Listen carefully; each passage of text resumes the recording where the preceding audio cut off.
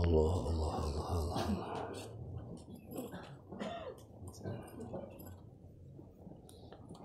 Alhamdulillah.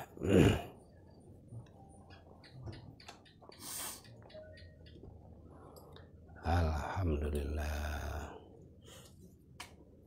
Alhamdulillah. Alhamdulillah. Alhamdulillah.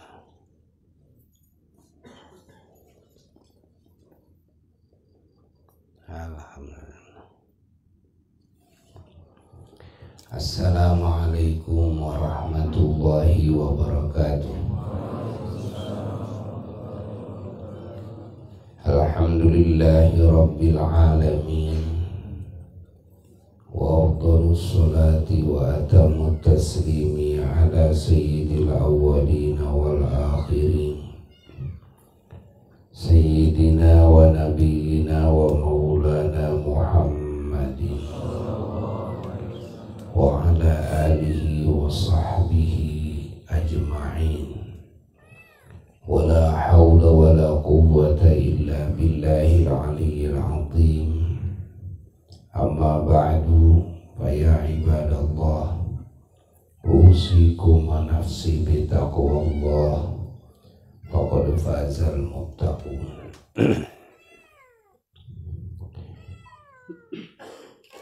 Para jamaah yang sangat dicintai dan yang sangat dimuliakan, alhamdulillah kita bersyukur kepada Allah.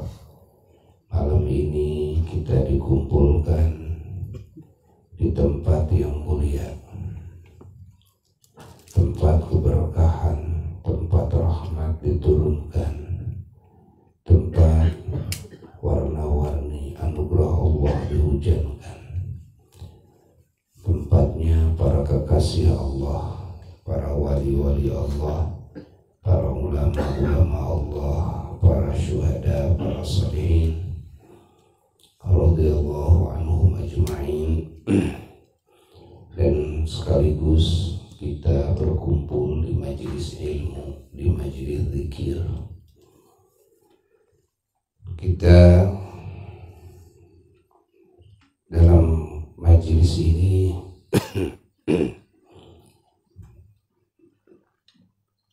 dalam kali ini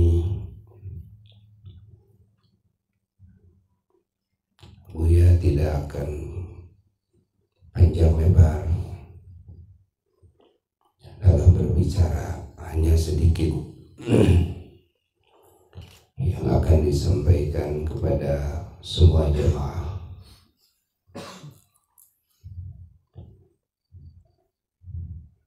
Yaitu yang berkaitan dengan keselamatan, kebahagiaan, kemuliaan yang abadi.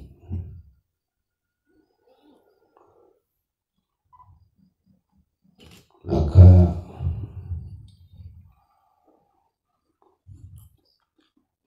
Buya berwasiat kepada diri pribadi dan keluarga, berwasiat kepada semuanya, muslimin muslimat, mukminin mukminat,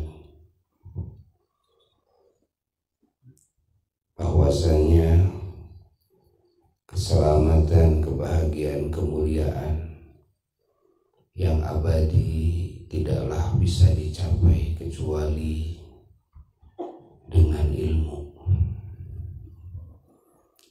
dan dengan amal. Yang dimaksud dengan ilmu adalah dengan memiliki pengetahuan baik yang berhubungan dengan akidah, dengan keyakinan, keimanan kepada Allah Jalla Jalaluhu wahdah dan kepada semua para rasulnya Allah, para nabinya Allah, wabil khusus Sayyiduna wa Maulana Muhammad sallallahu alaihi wasallam, juga kepada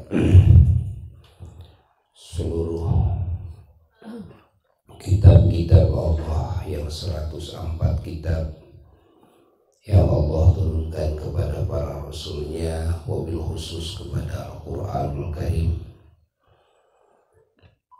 Lalu juga keimanan, keyakinan kepada semua malaikat Allah alaihimussalatu wassalam, wabil khusus para malaikat yang wajib diketahui, yaitu 10 malaikat. Dan juga keimanan kepada hari kiamat, hari akhir, kepada akhirat, kepada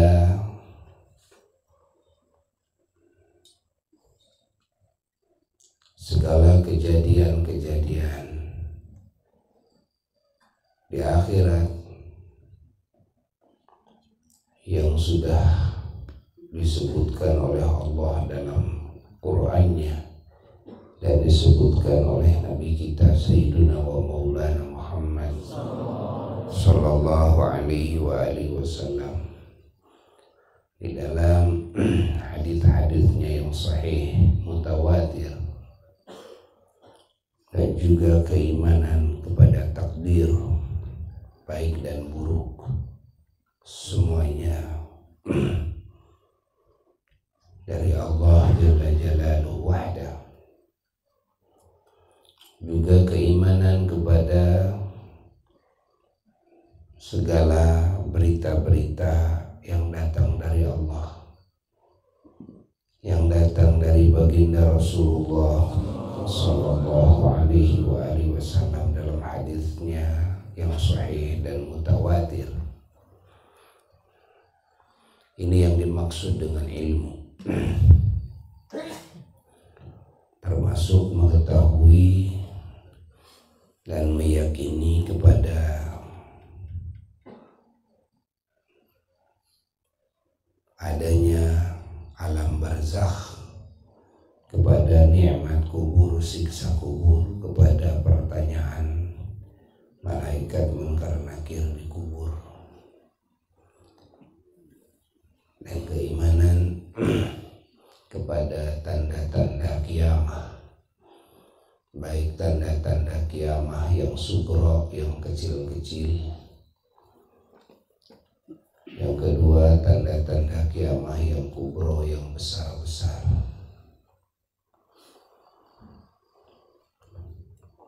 Ini ilmu yang pertama yang dimaksud dengan ilmu. Ilmu yang kedua adalah pengetahuan kepada semua sifat-sifat hati yang tercela dan yang terpujinya, dan mengetahui bagaimana cara mensucikan jiwa dari semua sifat-sifat yang tercelanya dan mendandaninya dengan semua sifat-sifat yang terpujinya. Lalu ilmu yang ketiga adalah mengenal kepada semua hukum-hukum Allah dalam kehidupan manusia, yang disebut dengan syariat Islam atau disebut dengan hukum fikih. Apa yang diwajibkan oleh Allah, apa yang diharamkan oleh Allah, apa yang disunnahkan oleh Allah, apa yang dimakruhkan oleh Allah dalam hidup ini, dan sisanya apa yang dijaizkan, yang dimubahkan, yang dibolehkan oleh Allah, yang sangat luas, sangat banyak, tidak terhitung. Karena yang diwajibkan, yang diharamkan sedikit, yang disunahkan dan yang dimakruhkan juga sedikit, walaupun lebih banyak daripada yang diwajibkan dan yang diharamkan. Tapi kalau yang jaiz, yang boleh-boleh saja, tidak terhitung. Ini merupakan rahmat dari Allah Jalla Jalaluhu Wahdah, wujud kasih sayang Allah kepada hamba-hambanya. Ini yang dimaksud dengan ilmu. Ini adalah ilmu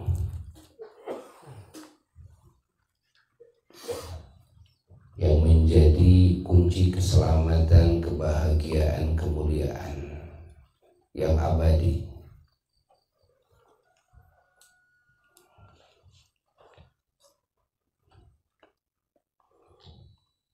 Lalu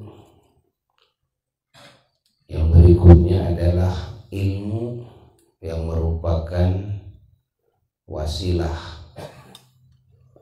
Ilmu wasilah itu adalah ilmu yang menjadi pelantara kita bisa mengenal kepada semua makna-makna Quran dan Sunnah. Nah, ini ada ilmu wasilah seperti ilmu nahwu, ilmu sharaf, ilmu lughah Arabiyah, ilmu Arabiyah termasuk ilmu balaghah dan juga ilmu-ilmu lainnya. Ilmu wasilah ini termasuk ilmu matematika, ilmu wasilah.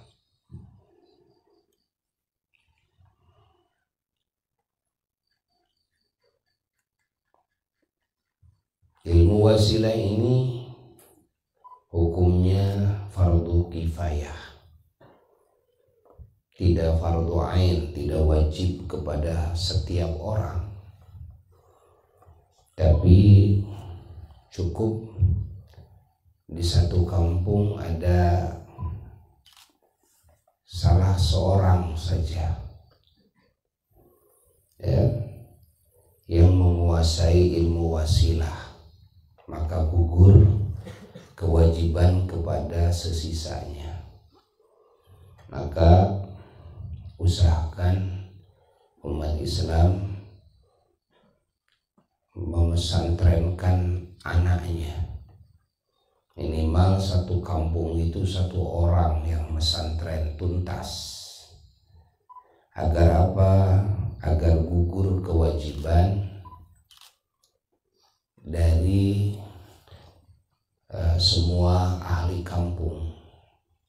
Karena kalau satu kampung tidak ada satu orang pun yang belajar tentang ilmu wasilah, maka dosa semuanya ahli kampung tersebut. Maka satu orang yang mesantren itu mensyafaati satu kampung itu. Satu orang yang pesantren dari satu kampung mensyafaati ahli kampung semuanya. Ya. Menjadi minimal salah seorang pesantren itu untuk menggugurkan kewajiban dari sisanya. Itu minimal. Maksimalnya bagaimana tidak beruntung kalau semua manusia dan setiap ahli kampung, setiap individu menguasai ilmu Allah, dari mulai yang pokoknya dengan wasilah-wasilahnya, yakni dengan ilmu wasilah. Maka usahakan anak-anak kita pesantrenkan.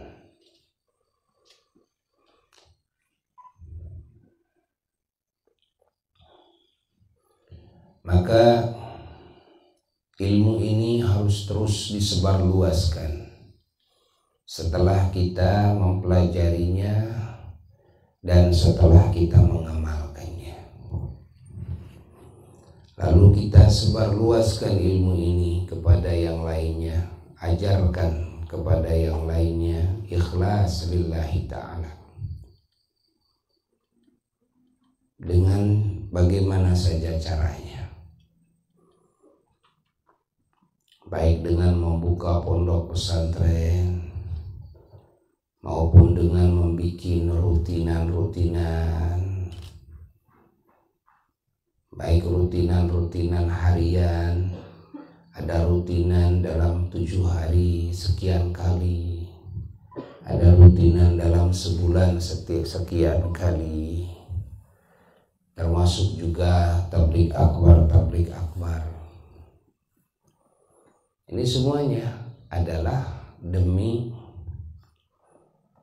menyampaikan risalah tabligh dakwah, demi menyebarluaskan ajaran Allah yang agung, agar manusia mengenal Allah, agar manusia mengenal cara beribadah kepada Allah, agar manusia mengenal cara berakhlak dengan Allah, agar manusia mengenal cara berakhlak dengan sesama makhluk Allah, terutama dengan para kekasih Allah.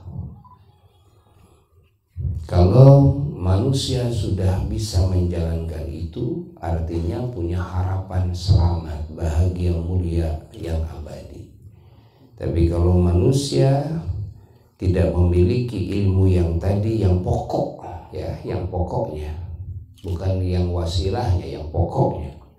Karena yang pokoknya fardu ain, tidak boleh diwakilkan dan tidak terwakili oleh siapapun. Yang pokoknya itu yang tadi, ya, yang 3 ilmu.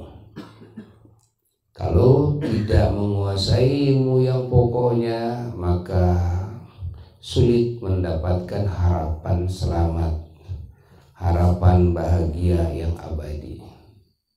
Akan sulit. Artinya masa depan suram, masa depan yang gemilang ketika menguasai ilmu Allah dan bisa mengamalkan ilmu Allah, yaitu yang pokok aja. Maka kita hadir dalam majelis ilmu seperti ini demi masa depan yang cerah, ya kan? Jadi kalau ada yang nanya, kamu mau kemana? Ngaji aja terus sana sini. Saya mau mencari masa depan yang cerah. Itu kan? Karena masa depan, ya, tidak bisa, masa depan yang cerah tidak bisa digapai kecuali dengan menggapai ilmu Allah dan bisa mengamalkannya. Untuk bisa menggapai ilmu Allah ini, kan, kita harus ngaji kepada ulama. Ngaji kepada ulama, baik pesantren, kan, siang dan malam, maupun istilahnya ngaji kalong. Ngaji kalong kan biasa kan, ngalong itu istilahnya, atau rutinan ya.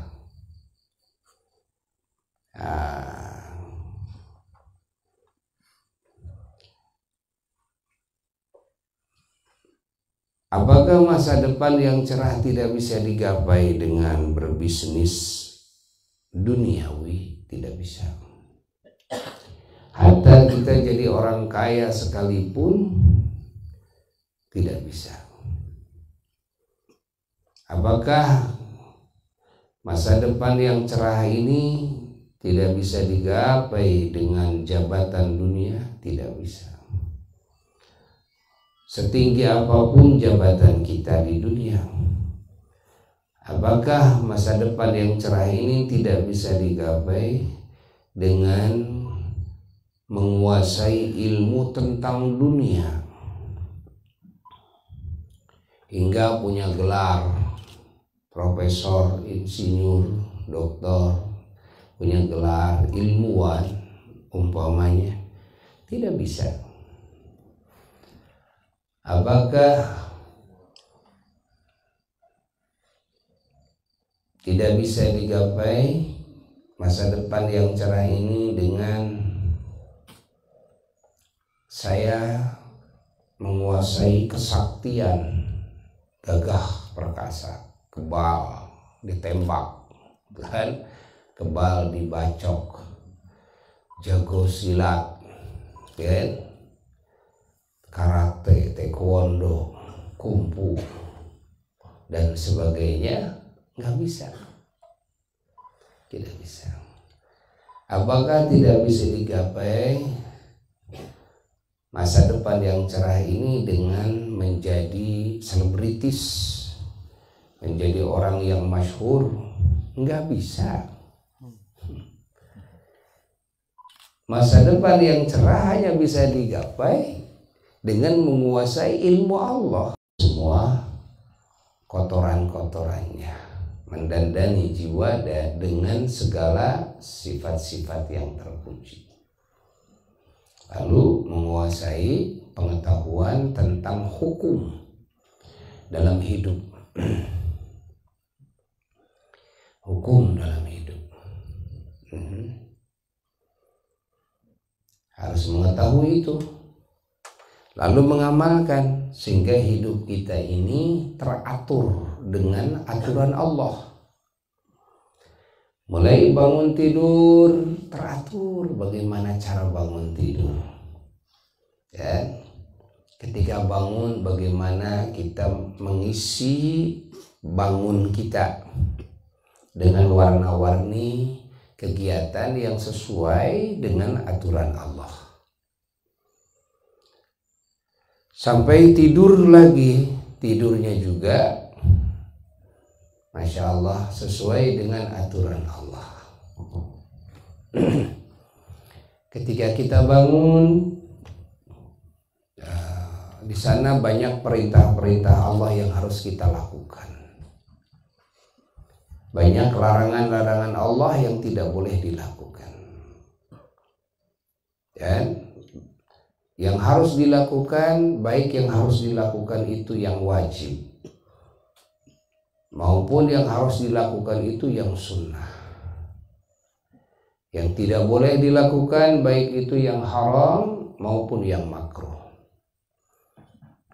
Yang harus dilakukan, baik itu yang hubungannya hanya dengan Allah, kan?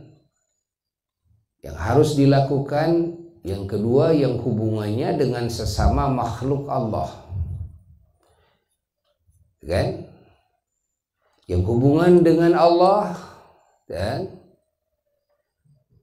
yang dengan hubungan dengan sesama makhluk Allah. Satu, ada yang harus dilakukan oleh hati. Dua, ada yang harus dilakukan oleh jasad. Seperti sholat, nggak bisa hati saja. Yang penting hati sholat, nggak bisa.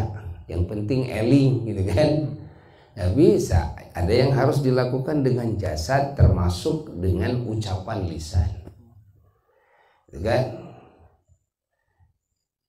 Yang berhubungan dengan sesama makhluk juga sama. Ada yang dilakukan dengan hati, ada yang dilakukan dengan jasad. Nah, ini harus diketahui. Ya, dan kita harus mengamalkannya. Berjuang terus. Demi apa? Demi masa depan yang cerah. Demi masa depan yang cerah. Pahami oleh kita semua, ya. Allah. Kita semua harus sadar bahwa kita akan mati. Dan hidup di dunia ini tidak lama. Jangan merasa kita akan abadi. Tidak. Persiapkan dalam hidup ini untuk kehidupan yang setelahnya, yaitu kehidupan yang setelah mati, kehidupan alam barzakh, lalu kehidupan akhirat, abadi di sana. Maka masa depan bagi orang-orang yang beriman bukan masa tua, tapi masa depan bagi orang-orang yang beriman adalah masa kehidupan di alam barzakh dan di akhirat kelak. Itulah yang dimaksud dengan masa depan. Ya, masa depan di dunia itu tidak lama. Hidup di dunia tidak lama. Ya. Pahami, kita semua akan kembali kepada kehidupan alam kubur, lalu kepada kehidupan di akhirat. Jangan sampai kehidupan di alam kubur, di akhirat ini suram.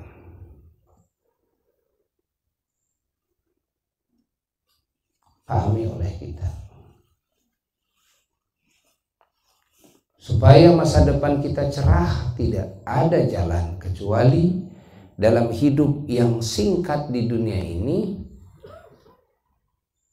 hati kita harus diisi dengan ilmu. Kan? Alam batiniah kita harus bersih dari sifat-sifat yang terpuji, dari sifat-sifat yang tercela.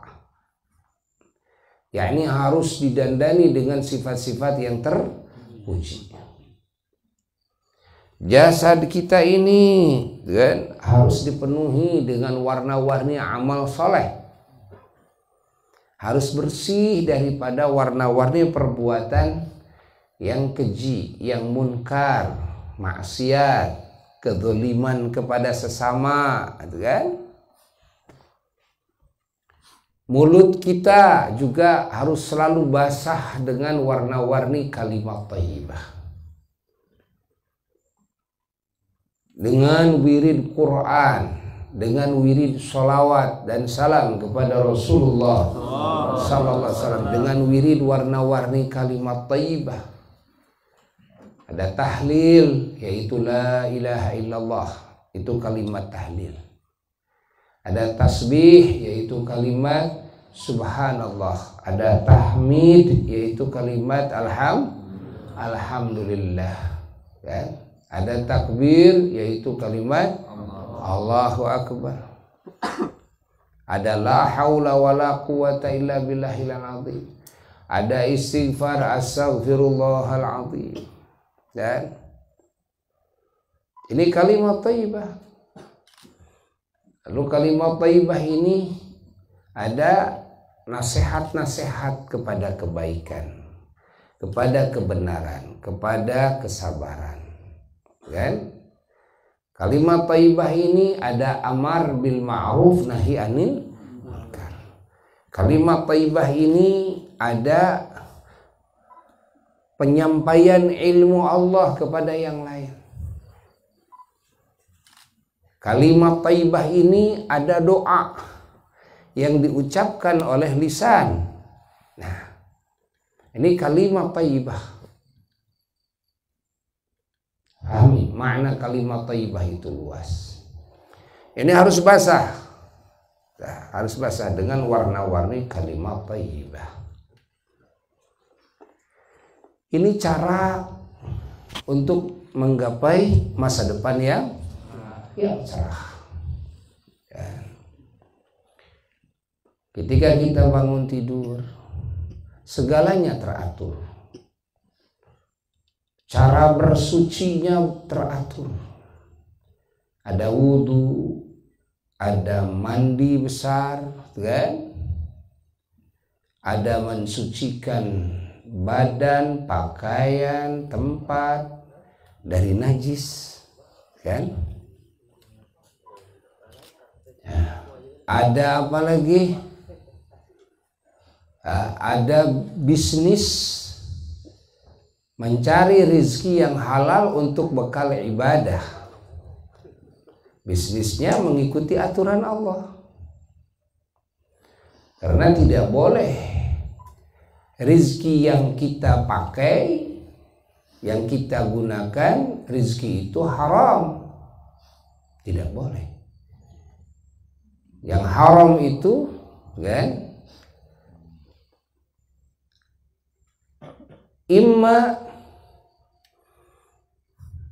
Yang haram itu imma kita usahanya dengan cara-cara yang haram.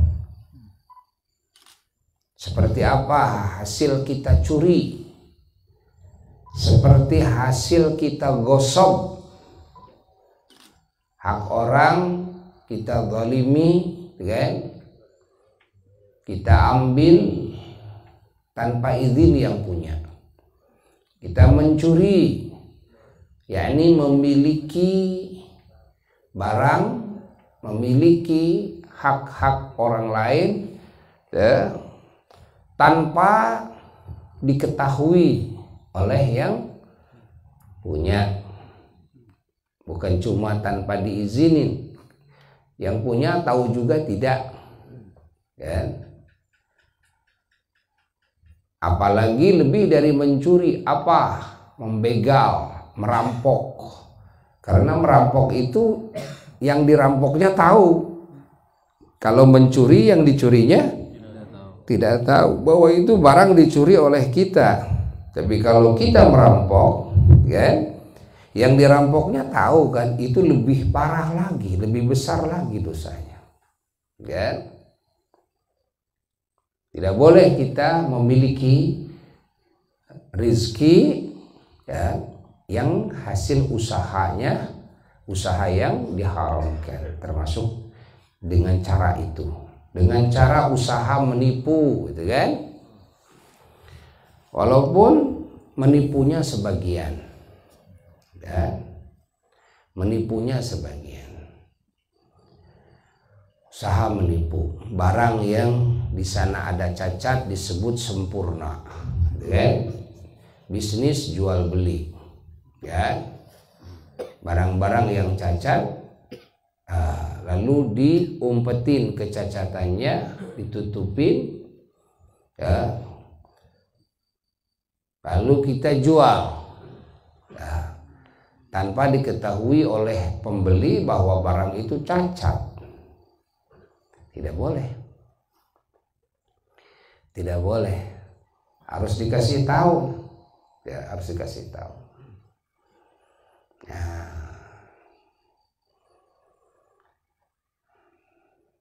lalu juga termasuk usaha yang diharamkan adalah usaha yang akad-akadannya tidak benar, tidak sesuai dengan aturan Allah. Akad-akadannya itu nanti hartanya, hasilnya jadi haram ketika akadnya ini salah. Karena akad ini menentukan salah dan menentukan benar, menentukan halal dan haram akad ini, kan? Oh, kita bisa tahu saya beli cash atau saya beli kredit dari mana? Ya dari akad, gitu kan? Kita bisa tahu bahwa yang saya beli atau yang saya jual sekian sekian sekian sekian, ada batasannya. Dari mana kita tahu? Ya dari akad. Kita punya tanah 1 hektar, kita jual 100 bata, ya, diambil oleh orang lain yang 100 bata. Bisakah orang lain ngambil lebih dari 100? Apa yang menentukan? Akad yang menentukan, ya. Makanya kalau salah dalam akad, nanti hasilnya itu bisa riba. Hasilnya itu bisa riba. Walaupun mirip-mirip, gitu kan? Mirip-mirip sama. Sehingga orang-orang yang bodoh mengatakan innamal bay'u mithlur riba dalam Quran. Dulu zaman Nabi SAW masih hidup, kan? Orang-orang kafir mengatakan begitu. Jual beli yang disyariatkan dalam Islam oleh Kangjeng Nabi Muhammad SAW mithlur riba, ya seperti riba kok, sama kok dengan riba. Kan kelihatannya sama kan, ya gitu-gitu juga, ya, mencari penghasilan, mendapatkan penghasilan, ya sama-sama hasil lah, gitu kan. Tapi ketika beda akadnya, nah maka jual beli jadi halal, Dan wa halallahu al-bai'a, dan riba jadi haram. Wa harramar riba, gara-gara apa? Akad. Gara-gara akad. Nah, pahami oleh kita, ya, salah akad. Nah, di samping juga akad, karena dalam jual beli untuk sahnya jual beli dan untuk halalnya hasil daripada jual beli ini, ya, bukan cuma akad, karena menyangkut dengan barang-barang yang dijual belikan, ya, menyangkut dengan barang-barang yang dijual belikan. Di antaranya tidak sah jual beli barangnya haram, ya kan? Ini motor dapat curi, datang ke kita penadah ini nih, saya mau jual motor nih, padahal dia juga dapat curi. Pokoknya murah nih, yang motor harga 15 juta menjadi harga 5 juta. Ya, saya mau lelang nih, ada 100 motor, dia dapat curi, dia dapat nipu, ini barang haram.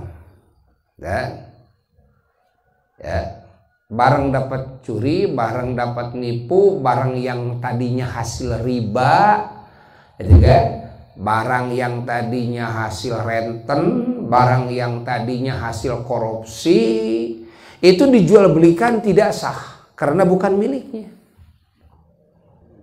Nah, pokoknya segala barang yang diharamkan, kan? Hasil-hasil yang diharamkan tadinya itu haram dijual belikan. Ada lagi haram jual beli itu dan tidak sah jual belinya ketika menjual belikan bukan haknya. Ya, bukan haknya, dia tidak punya hak. Walaupun bukan pemilik, tapi ketika dia dapat surat kuasa dari dari pemilik, ya dia artinya punya hak jual beli. Ini orang tidak punya hak sama sekali, lalu menjual belikan hak orang lain, ya, menjual belikan hak orang lain, gitu kan? Itu hasilnya riba, termasuk menyewakan hak orang lain. Ya, contoh, ya, orang lain punya tanah, lalu kita sewakan parkir, lalu hasilnya diambil oleh kita. Yang punya tanah nggak ngasih izin, yang punya tanah nggak ngasih kuasa. Nah itu hasil parkirnya bagaimana? Ya haram. Dimakan ya haram. Kamu ngambil penghasilan dari tanah, hak siapa? Hak yang lain. Kamu punya hak enggak? Ya tidak. Kenapa kamu mengambil penghasilan daripada hak yang lain? Tanpa izin daripada yang punya hak, gitu kan? Tanpa kamu mendapatkan dan hak untuk mengelolanya daripada pemilik tanah tersebut atau pemilik rumah tersebut umpamanya. Kita minjem motor mau pakai, lalu kita pakai Gojek. Artinya kan yang diizinin dari sisi apa? Dari sisi make, itu kan? Bukan dari sisi ngojek. Walaupun ngojek juga make, tapi sudah lain ini dipakai berbisnis, gitu kan? Kita harus ngomong,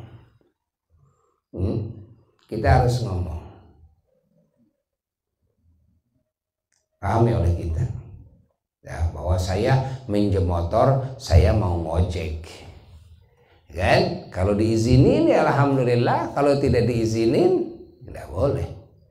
Kan? Jelas. Termasuk yang tidak boleh dijual belikan itu kalau barangnya haram dimakan, walaupun itu milik kita. Seperti kita punya kucing, dijual oleh kita kucing kita ini.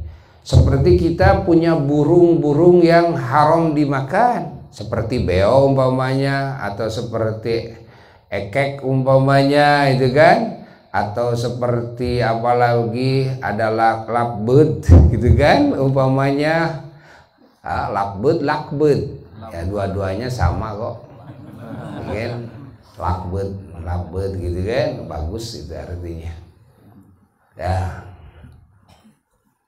Itu kan burung-burung yang tidak halal dimakan gitu kan, tidak halal dimakan. Kakak tua umpamanya gitu, jangan dijual belikan itu.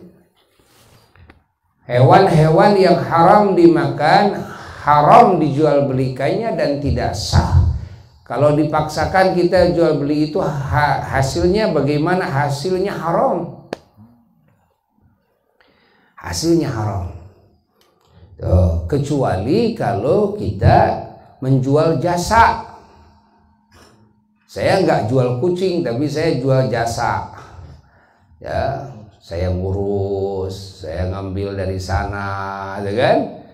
Ya, pakai tenaga, itu kan? Nyita waktu, pakai ongkos. Pokoknya nih, saya jual jasa. Saya punya kucing Angora nih, gitu kan? Nah, saya jual jasa berapa? Umpamanya 5 juta, ya silakan. Tapi jangan jual kucing. Paham? Harus jual. Saya tidak tahu ini binatang ini halal dimakan atau enggak. Ya kalau kita ragu jual jasa saja. Udah. Saya nggak tahu nih burung ini halal dimakan atau enggak. Udah, kepingin halal jual jasa, jangan jual burung. Kalau jual burung kamu jadi burung. Ya. Kamu burung tuh. Ya. Terus hasilnya, ya hasilnya, terus dipakai haji, nanti jadi haji burung. Ya, Masya Allah, Masya Allah, menjadi tuan apa? Tuan burung nanti. Allah, ingat, ya kan? Menjual belikan binatang-binatang yang haram dimakan itu tidak sah dan haram dijual belikannya. Kalau kita ragu, tidak tahu ini binatang halal apa tidak dimakannya, maka cara jual belinya kembalikan kepada jual beli apa? Jasa. Saya jual jasa saja nih, itu kan. Saya punya burung nih, bagus, saya jual jasa, jual sekian. Paham? Lalu apa yang haram dijual belikan? Yang haram dijual belikan adalah barang-barang yang najis, alkohol, gitu kan? Yang najis, ya, berak, kan? Kotoran domba, pokoknya kotoran-kotoran haram dijual belikan, kecuali jual beli apa? Jasa. Kita punya ternak domba umpamanya nih, nah ingin jadi duit nih beraknya, ya pokoknya kita jual jasa, biasa ngumpulin, ngarungin, gitu kan? Ya, mana saya jual jasa nih. Sekarung umpamanya 10.000, ya silahkan, tapi bukan jual kotoran, saya jual jasa. Boleh, jangan berani-berani loh jual kotorannya, gitu kan? Kalau kita jual kotoran maka haram hasilnya, Allah.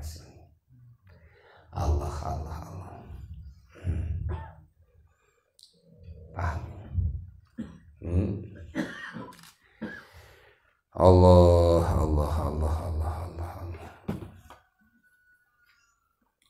Kalau saya sudah jual kucing saya, tapi saya nggak tahu saya jual kucing, ya, duitnya sudah dapat nih, belum dipakai, pingin halal, telepon lagi, yang beli kucingnya, telepon, ya, Mas, ya, maaf kita ulang akad.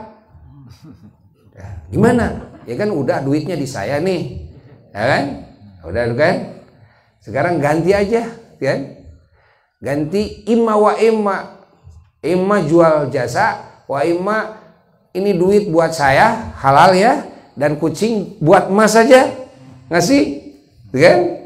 Oh ya, oke, sepakat. Ya udah. Halal. Kan? Dirubah saja langsung. Ya, apa saja bisa dirubah, di tengah-tengah nanti bisa dirubah, gitu kan? Kan tidak boleh ada akad dua kali, yang tidak boleh itu kalau akadnya yang sah yang tadi, gitu kan? Ini kan tidak sah akad yang pertamanya, ya? Tidak sah. Lalu yang tidak boleh dijual belikan apa? Yang barangnya yang sama sekali tidak ada nilainya, tidak ada harganya, juga tidak boleh dijual belikan. Dan ada lagi yang tidak boleh dijual belikan apa? Yang fiktif. Sekarang kan rame nih, lagi jual beli koin, emas, bisnis. Ini kan? Ingat, untuk jemaah Asy-Syifa, untuk saudara-saudara umat Islam, jangan ikut-ikutan kepada jual beli yang lewat online itu. Jual beli emas fiktif. Mana emasnya? Cuma itu mah hitung-hitungan aja. Itu cara Yahudi. Demi mengeruk keuntungan yang enteng, gitu kan? Cara Yahudi seperti itu. Dibikin usaha seperti itu. Dan emasnya cuma dalam internet saja. Nah, ingat jual beli yang fiktif tuh. Ya. Jual beli yang fiktif. Wah, ini sama dengan jual pulsa. Pulsa juga nggak kelihatan. Tapi kan bisa dipakai pulsanya. Jelas kan? Bisa digunakan pulsanya. Ini mana emasnya? Mana coba? Tidak boleh. Tidak boleh. Ya kan? Saya dapat untung banyak. Dari apa? Dari jual beli. Jual beli apa? Jual beli koin. Ya, jual beli emas. Mana emasnya? Nggak ada. Ya udah. Haram. Tidak boleh. Tidak boleh. Ingat, itu salah satu cara jual belinya Yahudi seperti itu. Jangan. Allah. Yang real saja. Lebih bagus jual bala-bala lah. Ya.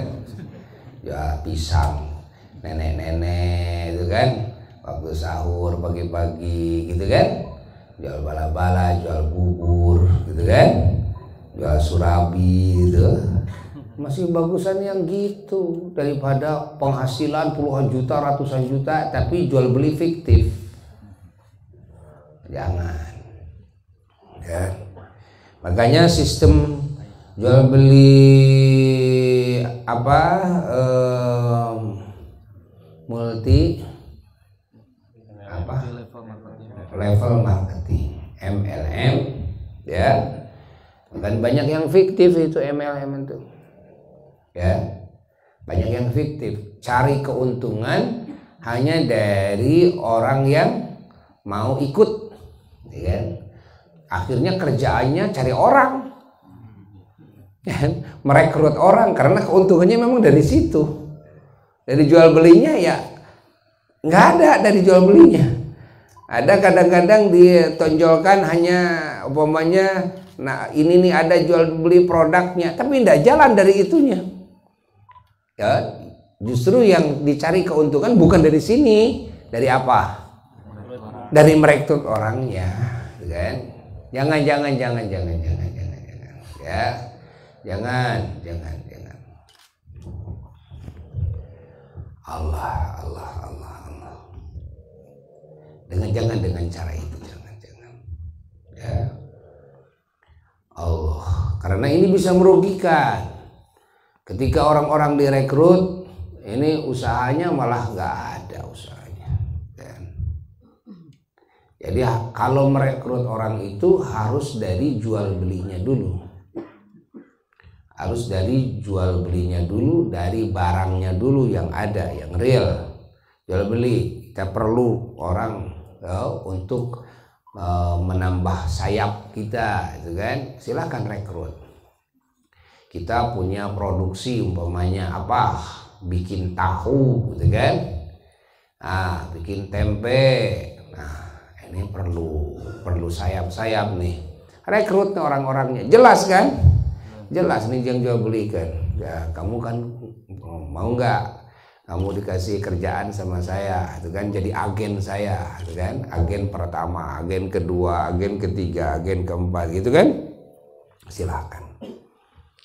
Nah, seperti yang sudah berjalan umumnya dalam bisnis kan ada distributor, ada agen, bagus, tuh sah tuh. Nah, jangan sampai terus aja kerjaannya merekrut orang, kan? Merekrut orang, bayar sekian dapat untung. Jadi bagi-bagi keuntungan dari hasil apa? Dari hasil rekrut itu kan? Yang rugi yang paling ujung kan? Iya enggak? Yang paling ujung ini yang rugi. Enggak boleh ada usaha merugikan. Dohirnya kelihatan awalnya dia halal, tapi nanti ujungnya apa akibatnya? Tidak boleh mengakibatkan kepada kerugian, kan? Kamu dapat penghasilan, saya nggak dapat penghasilan, gitu kan? Ya kalau kamu ingin dapat penghasilan, kata dia ke kita, gitu kan? Ya kamu ya harus rekrut lagi. Ya kerjaannya jadi tukang rekrut. Ya, jadi MLM bukan multi level marketing, bukan. Kan? Jadi tukang rekrut saja itu. Nah, pahami ya. Allah. Juga yang tidak boleh dijual belikan apa? Manusia. Karena ada jual beli orang, jual beli pembantu, gitu kan? Manusianya dijual belikan. Nah, boleh. Tidak boleh. Pembantu disamakan dengan abid, amat, hamba sahaya, ya tidak boleh. Kalau hamba sahaya kan boleh, tapi kalau sekarang kan tidak ada hamba sahaya, karena hamba sahaya itu hasil rampasan perang, ya, hasil rampasan perang. Allah. Oh, dalam urusan jual beli kita harus tahu bagaimana sewa menyewa yang sah, gitu kan? Jual beli itu ada jual beli barang, ada jual beli jasa. Tidak semua jual beli jasa juga halal. Kalau jasanya ini ya haram, ya tidak boleh. Contoh, saya mau jual beli jasa, saya jadi tukang menyebar luaskan kejelekan orang, ada kan? Lewat FB, mau bayar berapa?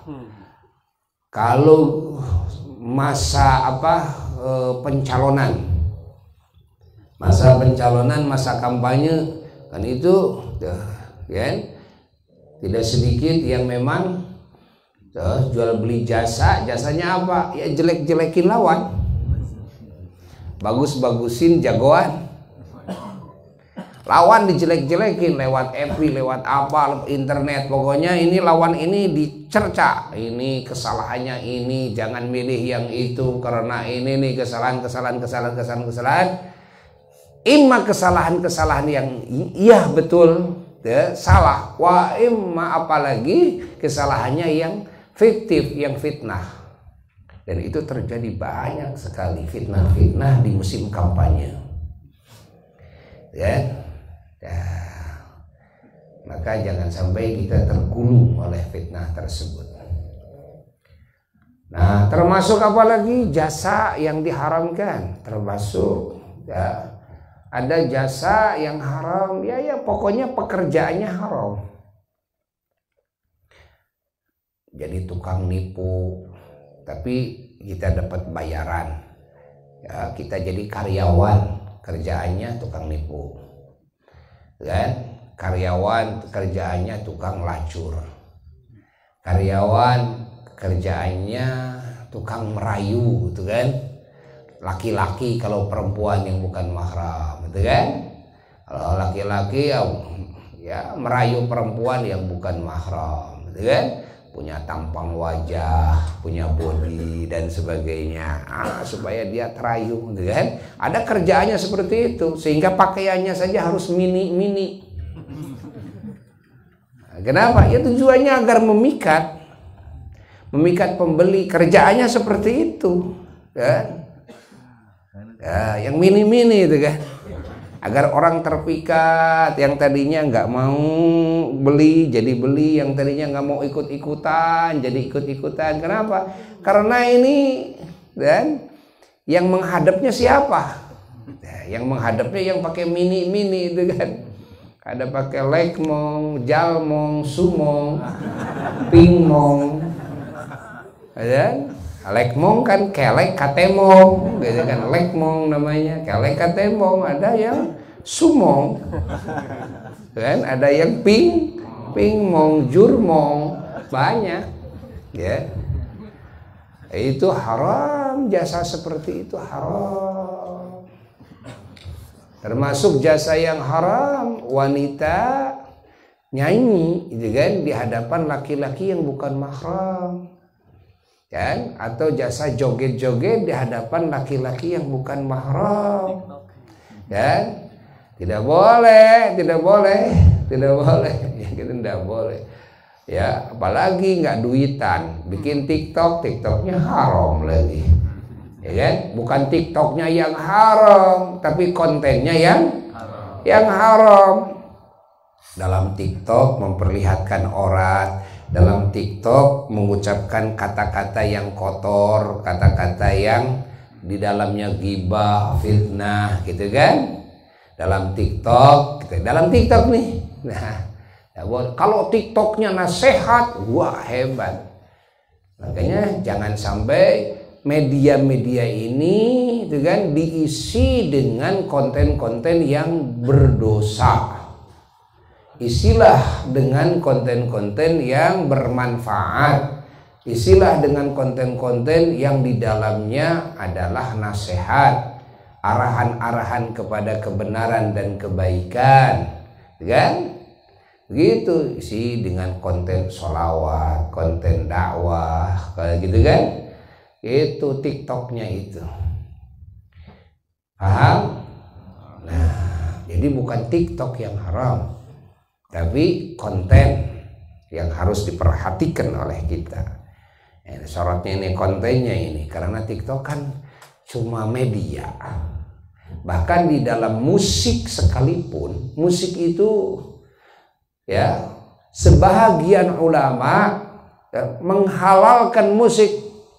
Alat musik itu apa ya, alat musik yang diharamkan? Tidak ada alat musik yang diharamkan. Alat itu nggak ada hukumnya, kan begitu.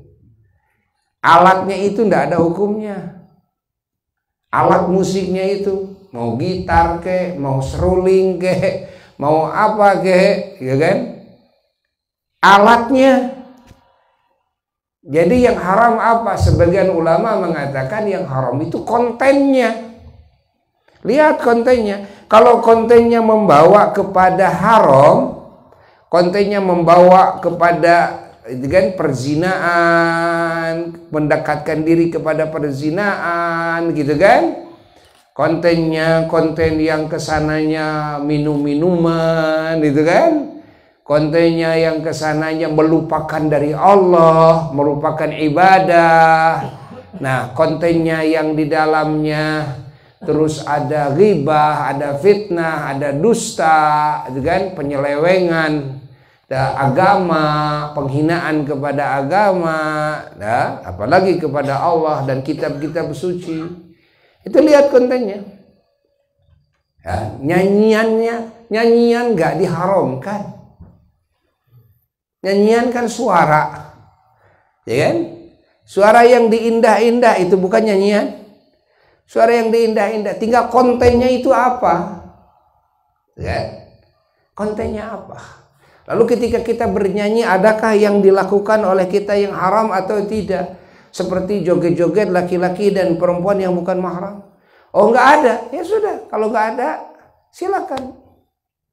boleh, nggak apa-apa, nggak ada yang diharamkan. Saya kata wanita, saya nyanyi di hadapan sama-sama perempuan, tidak pakai kerudung, ya nggak masalah, nggak pakai kerudung, wah gitu berdandan, asal tidak memperlihatkan aurat, karena antara sesama perempuan juga kan ada batasan aurat, gitu kan, dari pusar sampai lutut, gitu kan. Nah, di kalangan perempuan, sama-sama perempuan, nggak apa-apa bernyanyi di hadapan suami, gitu kan. Bagus karaokean, gitu kan. Ya seminggu sekali lah karaokean di rumah, sengaja ada khusus ruangan karaoke. Karaoke bersama suami, bersama anak, bersama menantu, halal, boleh. Silahkan, boleh. Saya ingin membahagiakan, ingin menghibur dengan nyanyian, menghibur keluarga saya, boleh. Nah, kita jangan suudzon. Kalau ada orang di rumahnya lagi karaokean tuh kan, enggak apa-apa di rumahnya, yang tidak boleh kontennya itu haram, tidak gitu kan. Nah, kita harus bisa membedakan. Wah, di rumahnya lagi apa? Lagi jogging, joget India di rumahnya. Siapa? Ya istrinya di hadapan suaminya, joget dengan anak-anaknya, nggak apa-apa, joget nggak apa-apa, tidak ada larangan joget. Ingat, nggak ada larangan joget, mau joget jaipong ke, mau joget India ke, mau joget apa saja, nggak ada larangan joget, nggak ada larangan nyanyi di dalam Islam, tidak ada haram. Ingat, hatta dalam musiknya pun juga sebahagian ulama dan sebagian ulama tidak mengharamkan dari sisi musiknya. Nanti yang diharamkan dari sisi pemakaiannya. Bahkan kalau di dalam kontennya pemakaiannya malah mengingatkan orang kepada Allah, mendekatkan hati orang kepada Allah, meluluhkan hati yang keras, kan? Keras hati, jadi menangis, sadar, ingat dosa dan sebagainya. Ada tuh lagu-lagu Sunda, Cianjuran, lagu-lagu Sunda, pupuh. Dulu kan penuh dengan nasihat kan?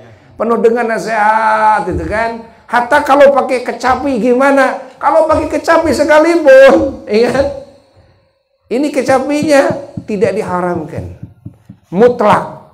Nanti sebahagian ulama ada yang mengharamkan, tapi umumnya paling memakruhkan, sebagian membolehkan. Artinya ini perkara yang diikhtilafkan. Cuma yang dilihat apa? Lihat itu apa? Isinya bagaimana, caranya bagaimana, pengaruhnya bagaimana. Kalau pengaruhnya meluluhkan hati, aduh Cianjuran menyayat hati, mengingatkan kepada Allah, kan? Silakan. Okay.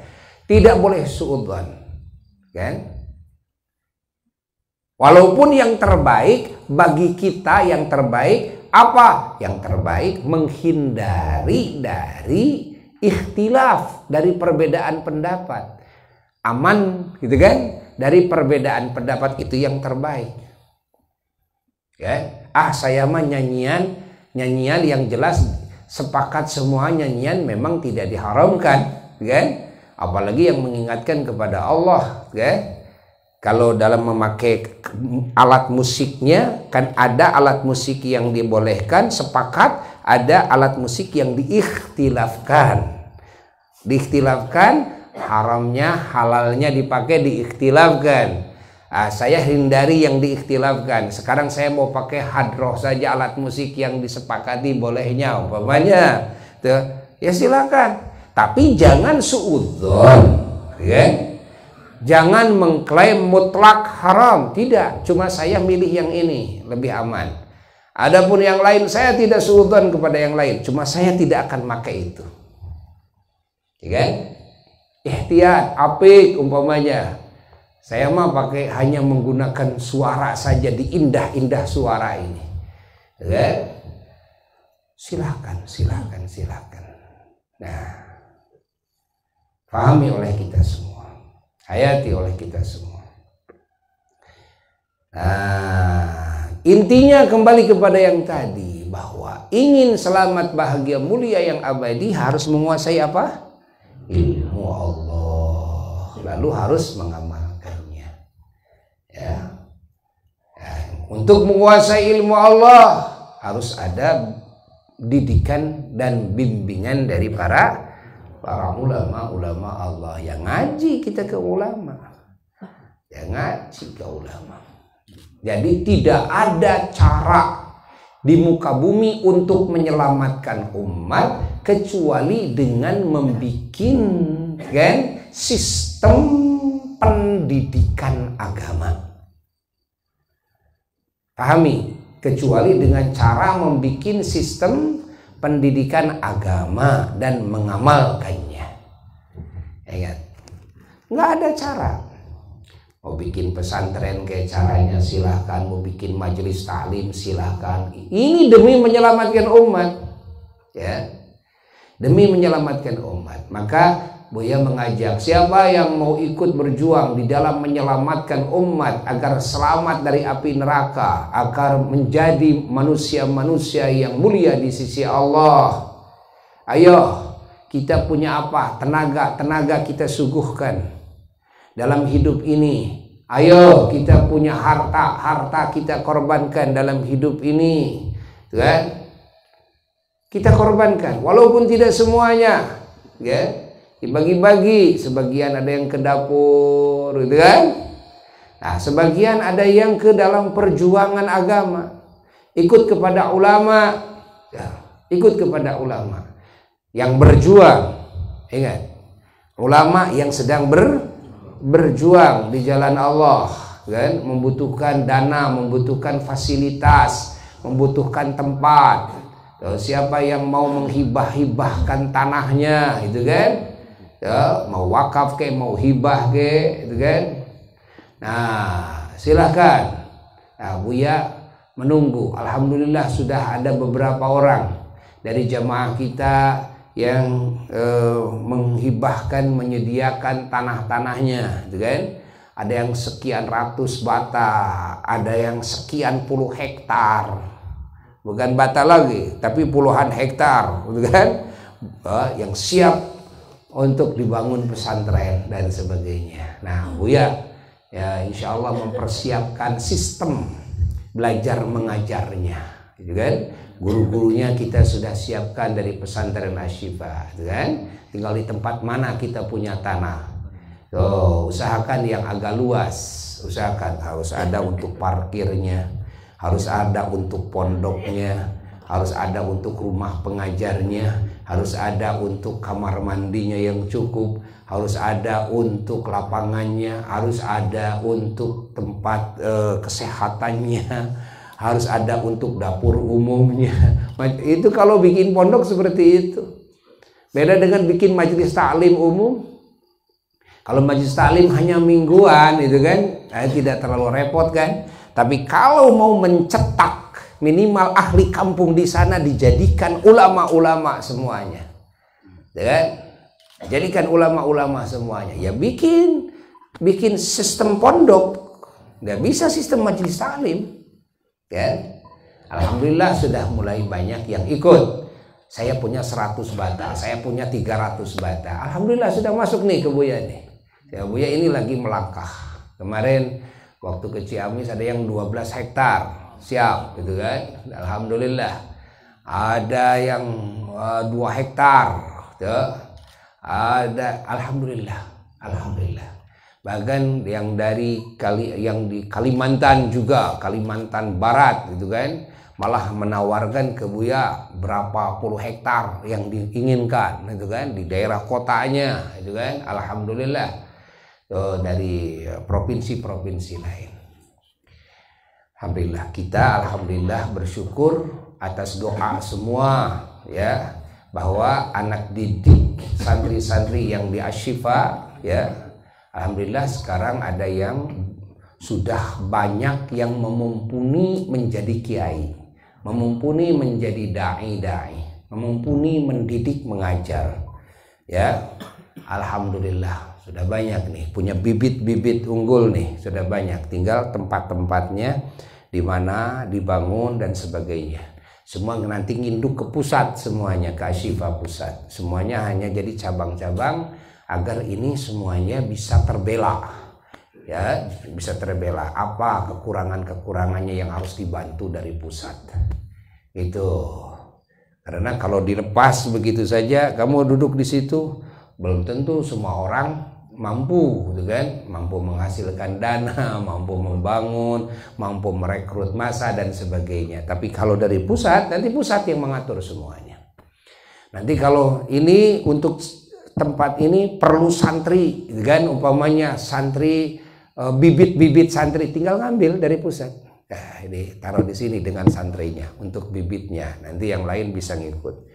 Dan bisa dijadikan pesantren tamhidi, pesantren persiapan untuk masuk ke pusat, kan? Untuk masuk ke pusat. Di pusat dari mulai kelas 1 tamhidi 1 tahun digodok di daerah, gitu kan? Lalu dikirim-kirimkan ke pusat. Nah, itu rencananya insya Allah. Alhamdulillah, alhamdulillah. Yuk kita berjuang, mumpung kita masih hidup. Masya Allah, begitu agungnya derajat orang yang hidupnya dan matinya dalam perjuangan agama. Ingat itu. Kita hidup disebut kaya juga enggak, ya kan? Jadi pejabat enggak, jadi kiai enggak, jadi santri juga, aduh, ini santri kumitut nih, ya kan? Jadi santri juga kan. Masih ada kesempatan untuk hidup kita ini berharga. Berharga, nafas kita berharga, pikiran kita berharga, tenaga kita berharga, kan? Apa? Ikut berjuang dengan ulama yang sedang berjuang. Tanda kutip, karena boleh jadi ada yang ulama hanya memperhatikan amaliyah pribadinya. Udah pribadi saja, itu kan? Ya, yang dimaksud adalah ulama yang sedang berjuang menyebarkan ilmu Allah. Yang mana ini memerlukan dukungan, bantuan material dan moral, gitu kan? Material dan moral. Ya, doa dan ya, duit itu ya. Doa dan du'i, itu kan? Ya, jangan doa saja, tapi harus dengan du'i, ya kan? Nah, Syifa Pusat menerima, langsung bisa kontak sareng Buya, ya kan? Caranya mau hibah boleh, mau apa, wakaf juga boleh. Kenapa? Karena sama kedua-duanya, ya kan? Tapi malah Buya lebih condong kepada hibah. Kenapa? Karena kalau sudah wakafkan dalam madhab kita nanti sulit untuk nanti dipindah, dijual belikan, gitu. Kalau menurut madhab kita, kalau hibah ini bisa dijual belikan, kan? Ini mau dimasukkan ke tanah yayasan, jadi semuanya aman. Kenapa? Karena di yayasan, karena tidak akan bisa dimiliki oleh pribadi, kan?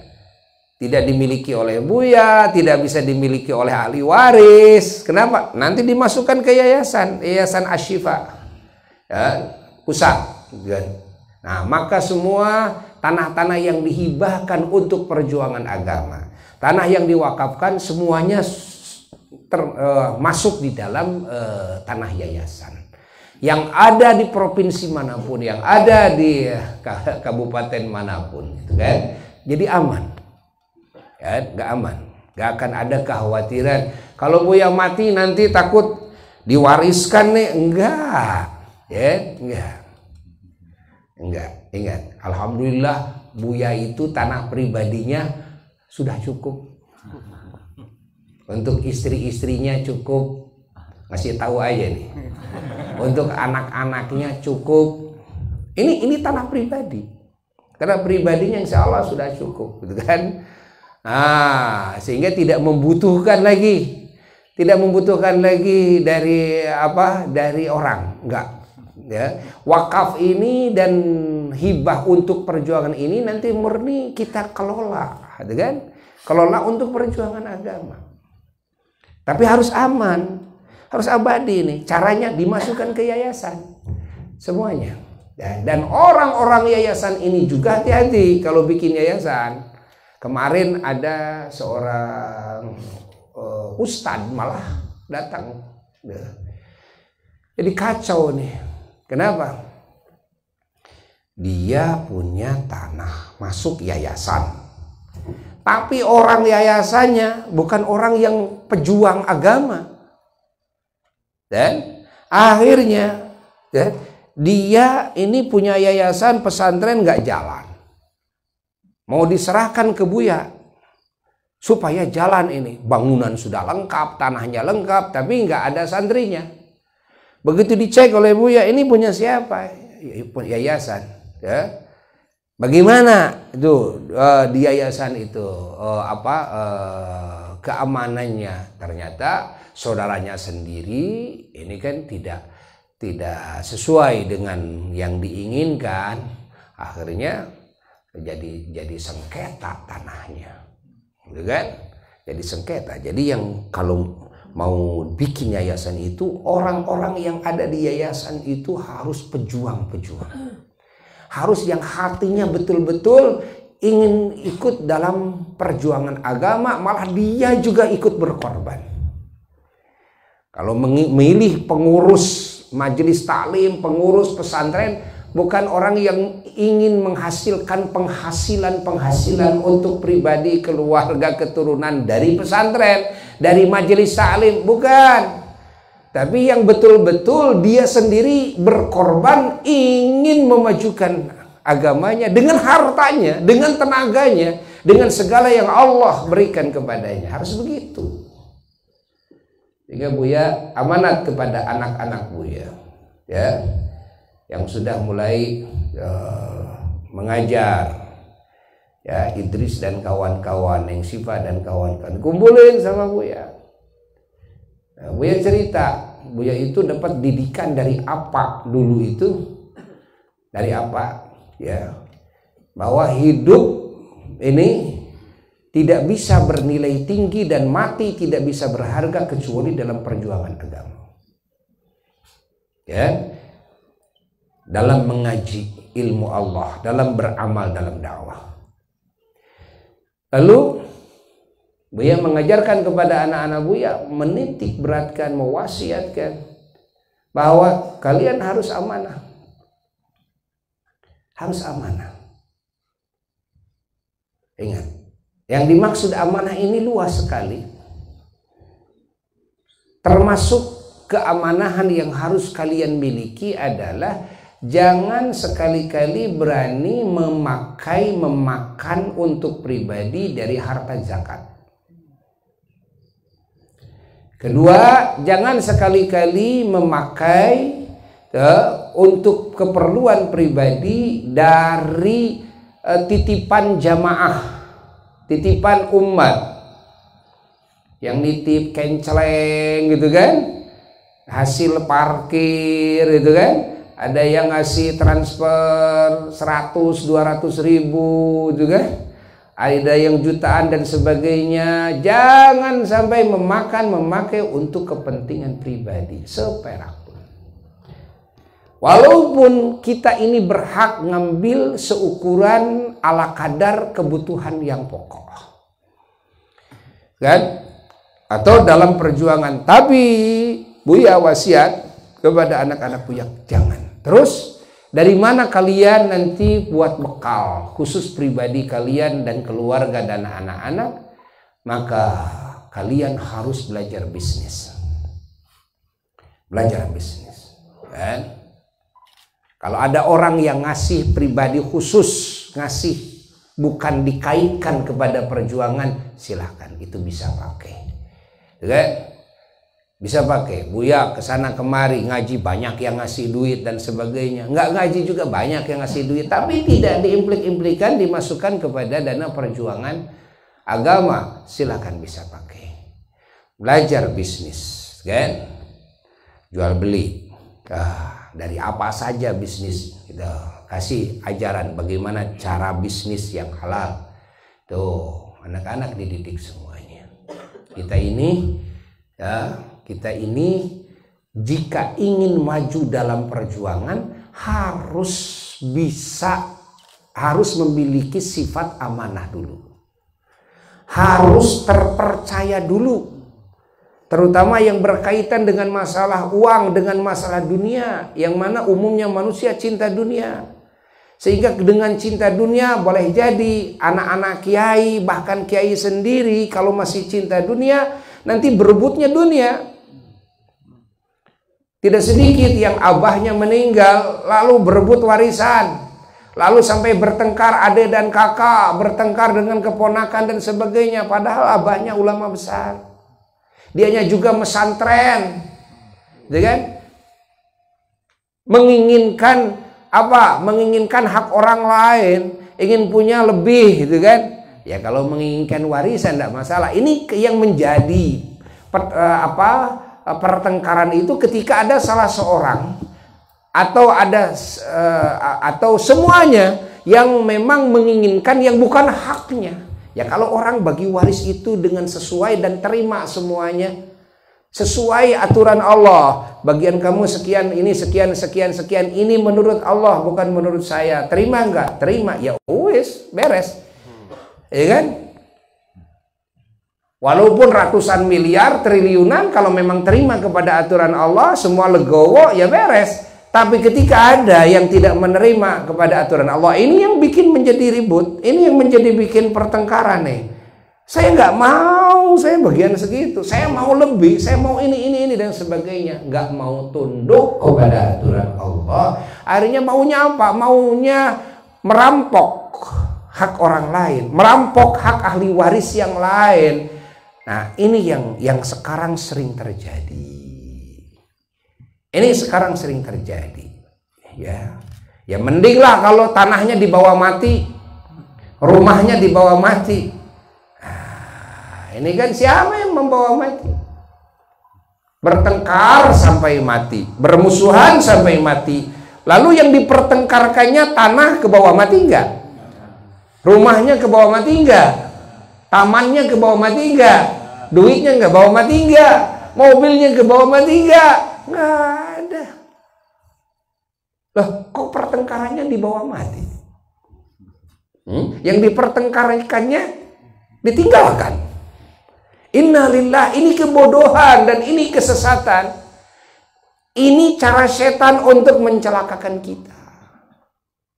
Makanya jangan ngambil hak kecuali hak kita. Taatlah kepada aturan Allah. Taatlah kepada aturan Allah. Allah mengatur begitu, ya kita terima, alhamdulillah sudah.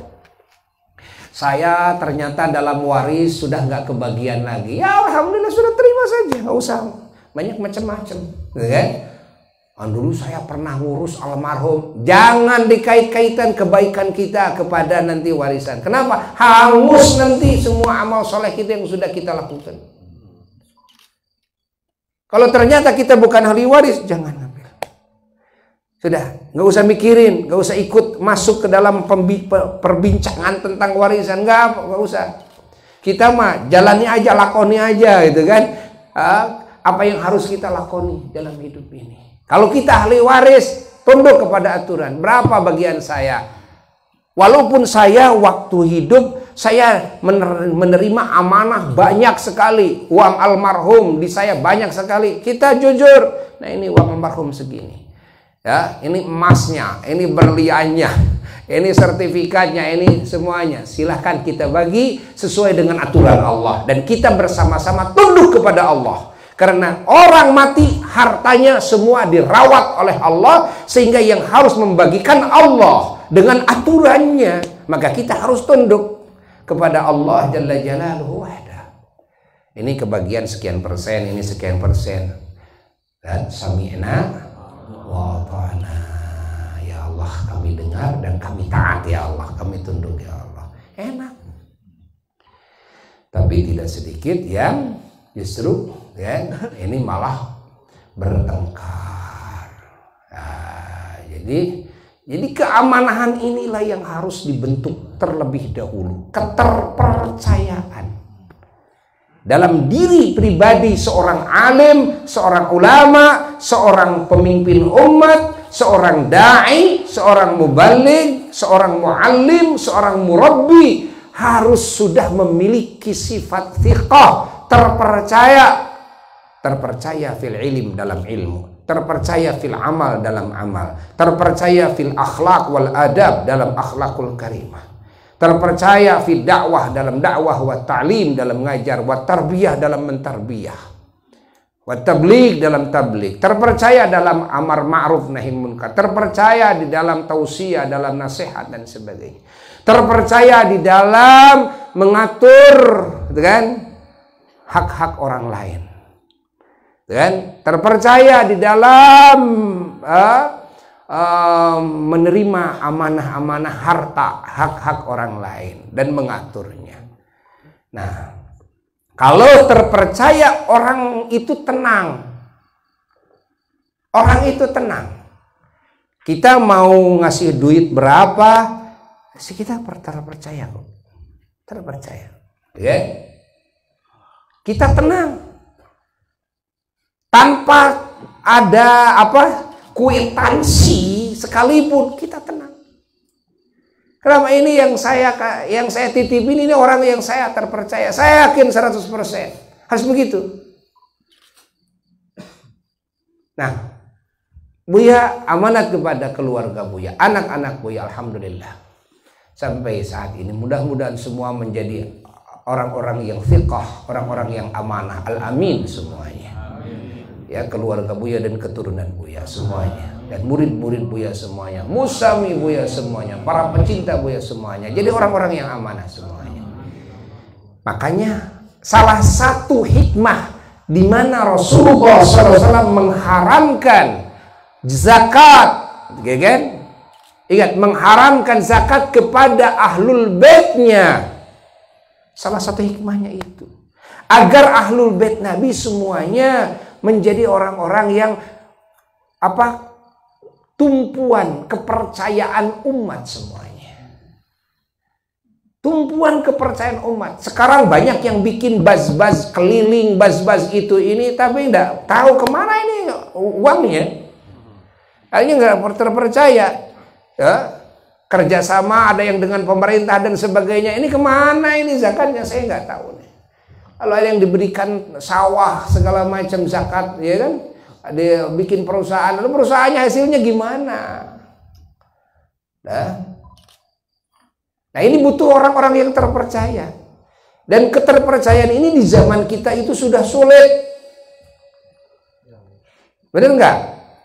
Minjem duit seminggu lah, gitu kan? Saya pulangin. Ya. Buktinya 10 tahun nggak dipulang-pulangin. Padahal ngomongnya seminggu, kan? Ini bisa terjadi di siapa? Bisa terjadi ini di umat Islam, bisa terjadi di Pak Haji, Bu Haji, Neng Haji, Ceh Haji, Jang Haji, bisa terjadi malah ini di santri, bisa terjadi ini di putra putri kiai, bisa terjadi di kiainya sendiri. Ini bisa terjadi. Hilangnya sifat amanah, hilangnya sifat thiqah, keterpercayaan. Ya? Makanya Rasulullah SAW bersabda, ya, beliau di hadapan ahlul baitnya, di hadapan para sahabatnya, bahwa innamahiyya, zakat itu la tahillu li Muhammad wala li ali Muhammad, tidak halal bagi Muhammad dan tidak halal bagi keluarga Muhammad. Allahumma salli wa sallim wa barik alaih. Innama hiya ausakhun nas, tiada lain zakat itu kotoran-kotoran manusia, yang mana manusia ingin membersihkan hartanya, ingin membersihkan jasadnya. Seperti zakat fitrah itu zakat badan, membersihkan badannya. Dengan apa? Dengan zakat, membersihkan hartanya, kan? Usahanya, bisnisnya. Dengan apa? Dengan zakat itu. Zakat itu pembersih. Jadi zakat itu kotoran, ya, kotoran udah dibersihin, air buat ngebersihin itu kan, harta, lalu jiwa raga. Nah, lalu dimakan oleh kita. Kita ingin menjadi manusia yang suci. Kita ingin menjadi manusia kan yang selamat. Nah, maka Nabi mengharamkan zakat terhadap dirinya sendiri, mengharamkan zakat terhadap keluarganya sendiri. Beliau mengatakan kepada dirinya sendiri, la tahillu li Muhammad, tidak halal zakat bagi Muhammad. Beliau bagi dirinya, bagi Muhammad, wala li ali Muhammad, dan tidak halal zakat bagi keluarga Muhammad. Jadi sahabat-sahabat Rasulullah SAW kalau ingin dimakan oleh Nabi, ingin dipakai oleh Nabi dan keluarga Nabi SAW alaihi wassalatu wassalam, sahabat itu caranya adalah hadiah. Makanya kepada ulama-ulama Allah kalau kita ngasih bahasanya hadiah, kan? Karena banyak para ulama yang memang mereka tidak mau makan dari zakat, tidak mau makai dari zakat. Kan? Kita ngasih zakat berapa? 100 juta, 200 juta zakat, nggak akan dimakan, kan? Nggak akan dimakan. Nah, ingat oleh ulama-ulama yang seperti itu, ya, ulama-ulama yang seperti itu. Dan guru-guru apa? Eyang Cibaduyut, gurunya Eyang Cibabat, semuanya hanya mengelola saja zakat umat. Mama Eyang Cibabat radhiyallahu ta'ala kata apa dulu sampai punya buku besar segini bukunya. Itu dari tahun pertama yang zakat itu ditulis namanya, ditulis jumlahnya. Titipan zakat ditulis dengan tanggalnya. Allah ditulis dengan jamnya. Apa cerita belum pernah menemukan ulama yang orang zakat aja ditulis. Sampai segini kitabnya katanya. Allah tidak berani menggunakan untuk pribadi dan keluarga. Tidak. Dan alhamdulillah Buya mendapat didikan dari apa seperti itu. Sehingga Buya dalam hidup ini, dan maaf ya kan, Buya tidak menerima zakat untuk pribadi, untuk keluarga. Dan zakat Buya terima semuanya digunakan untuk mustahik. Mana nih mustahik ini? Kan? Namun dikebuyakan dulu. Banyak yang nitip zakat, baik zakat fitrah maupun zakat mal. Karena mustahik itu di Buya itu tidak terbatas waktu. Kenapa? Karena ya yang di sekeliling Buya ini banyak anak-anak yatim. Kan? Banyak santri-santri yang tidak mampu. Yang harus kita bantu. Mereka ngaji, mereka berkhidmah dan sebagainya. Sehingga zakat juga tidak bisa mengenal waktu. Kalau dari zakat fitrah kan waktunya hanya singkat, kan? Dan yang zakat juga tidak banyak. Ya dalam waktu seminggu, 2 minggu ya sudah selesai habis, kan? Selesai habis. Tapi kan zakat yang tidak mengenal waktu adalah zakat harta. Kalau zakat harta kan tidak mengenal Ramadan saja.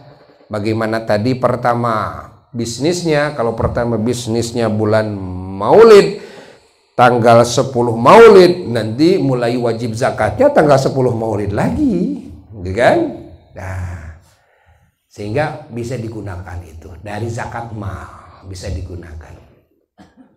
Alhamdulillah, dan sudah juga banyak jamaah-jamaah kita yang melimpahkan zakat malnya terus ke Buya. Alhamdulillah, ya. Ada yang bukan zakat, ikut berjuang saja di jalan Allah, Buya terima. Alhamdulillah, Buya terima. Nah, satu itu. Yang kedua adalah dari harta titipan untuk perjuangan. Buya titipkan kepada anak-anak semuanya. Dan anak-anak sampai saat ini hanya mendapatkan amanah perkataan, tapi tetap selama Buya masih mampu mengelolanya, Buya yang mengelolanya. Dan insya Allah anak-anak Buya amanah semuanya, insya Allah. Ya. Alhamdulillah, ya, alhamdulillah, alhamdulillah. Allah. Dan ini sudah banyak tanah-tanah yang siap untuk dibangun, tinggal sekarang dana untuk membangun, dan butuh tenaga untuk membangun. Maka Buya mengajak kepada jamaah yang mau berjuang. Saya tidak punya harta, punya tenaga. Siap. Mau kerja gali mau kerja nembok, saya punya keahlian nembok dan semua kerja, silakan, kan? Saya mau nggak punya duit, penghasilan duit saya sedikit, hanya cukup untuk keluarga saya saja, sudah, saya mau ikut kerja saja, silakan, kan?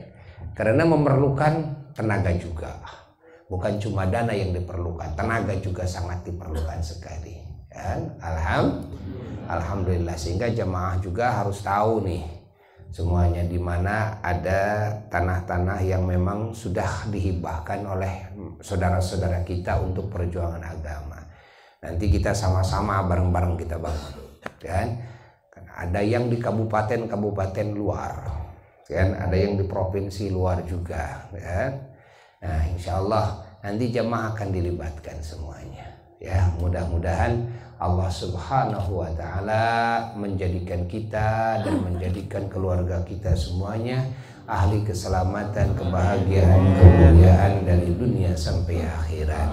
Semuanya hidupnya dalam perjuangan di jalan Allah, matinya dalam perjuangan di jalan Allah, sehingga dikumpulkan dengan para pejuang-pejuang agama di jalan Allah, dengan para ulama, para aulia, dengan para nabi, para rasul alaihimus salatu wassalam, dengan para syuhada Allah, dengan para solihin, dan khususnya dengan Sayyiduna wa Maulana Muhammad sallallahu alaihi wasallam, wa ila hadratin Nabi sallallahu alaihi wasallam. Al-Fatihah.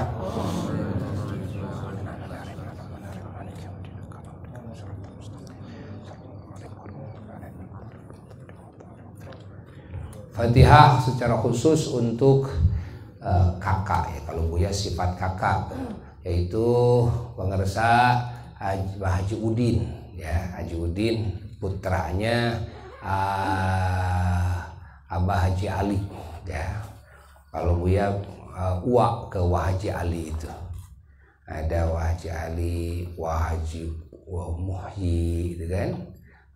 Mama Ajengan Uyi, Mama Ajengan Uya di sini almarhum, Mama Ajengan Yuda almarhum.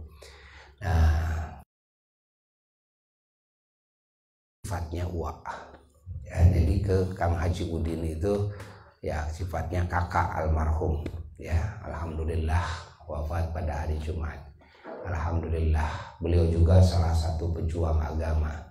Beliau di masa apa masih hidup, masjid yang sekarang di depannya ada makomnya, minta kepada apa, ingin berjuang di jalan agama, ingin supaya menjadi tempat pengajian. Alhamdulillah selama apa hidup, ya, sampai akhir hayatnya terus ramai pengajian setiap hari Jumat, ya. Lalu setelah itu apa wafat, lalu diminta termasuk Buya kakak, ya, Akang Al-Burdah, dan juga dari Bojong, sesepuh dari Bojong, ya, Kiai Haji Agus, Kiai Haji Ujang, dan yang lainnya. Namun barusan menerima kabar bahwa yang hari Jumat itu sudah lama nggak maju lagi. Ini sudah lama. Barusan dari putranya ada laporan dan minta beliau ke Buya untuk dihidupkan kembali pengajiannya hari Jumat. Nanti Buya harus musyawarah dulu, ya. Apakah anak Buya nanti yang isi dan sebagainya. Mudah-mudahan bisa menjalankan ikut bergabung dalam perjuangan ini. Mudah-mudahan, ya. Berdoa saja. Allah, semoga segalanya dikabul oleh Allah. Ila hadratin Nabi sallallahu alaihi wasallam. Al-Fatihah.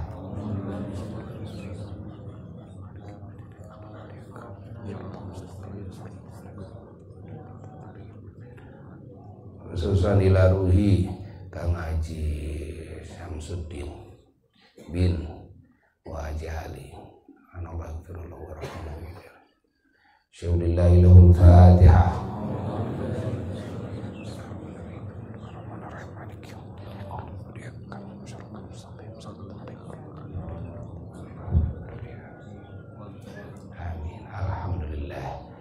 Dan sekarang kita tutup dengan ziarah wada. Dan jangan lupa hari Ahad sekarang pagi-pagi acara di Cibaduyut pindah kemana? Ke Bojong ya, dari jam 7 pagi sampai zuhur. Kompak semuanya, tapi juga amanat Buya, jalankan protokol kesehatan, prokes harus terus dijalankan. Dan dalam amanat-amanat pengajian-pengajian juga di media sosial harus tertulis, terpampang besar. Kita harus terus menjalankan protokol kesehatan semampu kita. Ya, sekian. Wassalamualaikum warahmatullahi wabarakatuh.